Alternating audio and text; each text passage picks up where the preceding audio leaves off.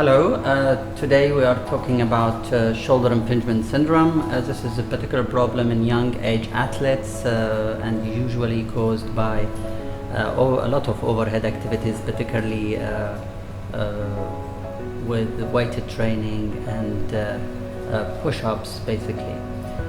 We have a lot of population here in Dubai who suffers from this impingement syndrome due to the young age of the population and due to the involvement in a lot of sport activities, which is again a healthy sign, but we just have to give some advice regarding that. Impingement means the friction, which means two objects are really catching against each other in abnormal way, and this is what is causing the symptoms.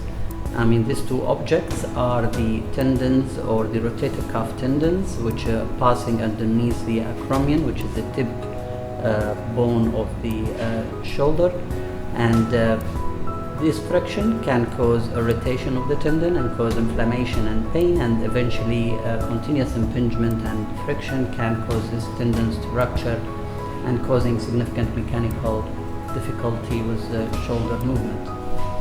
The causes of the impingement syndrome, as I said earlier, it is mostly overhead activities and abuse in these activities, but other causes can be anatomical features like the acromion is slightly downward sloping. It can be because of space-occupying lesion like calcific tendonitis, where a specific calcification happens within the tendon and can take space, causing the impingement to happen.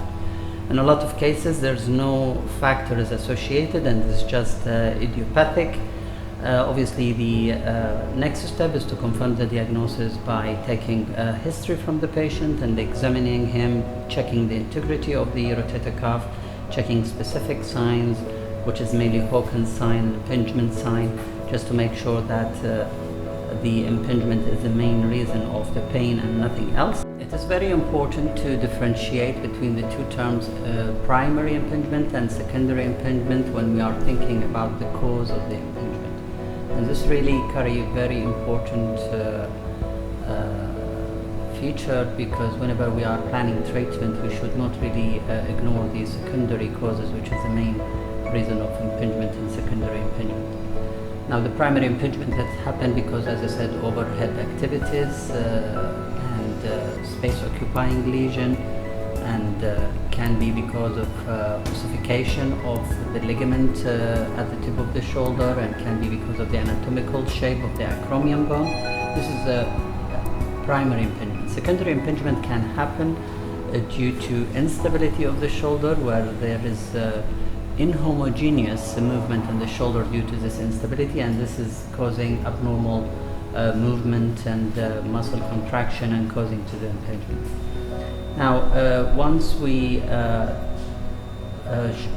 taking the history and we confirm the diagnosis by a clinical examination, looking for positive impingement sign, positive Hawkins sign, look for any particular instability in the shoulder, examine all the components in the shoulder. Also, don't forget to examine the neck, because it can be a source of pain contributing to that.